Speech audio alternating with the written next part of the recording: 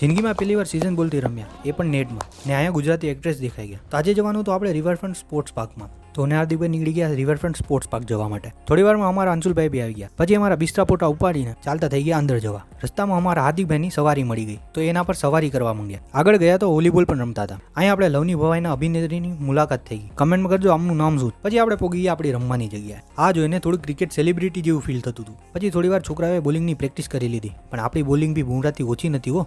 Perfect યોર કટોવાલા. પછી રમવાનો આપણો વારો આવ્યો. તો આપણે આ બધું પહેલી વાર પહેરતા હતા, તો આપણે કઈ ખબર હોય નહીં. તો અંશુલભાઈએ થોડીક મદદ કરી દીધી પહેરવામાં. પછી આપણે પોગીયા પીચ પર. દે ચોક્કા દે છક્કા, સોટા પાડી દીધા.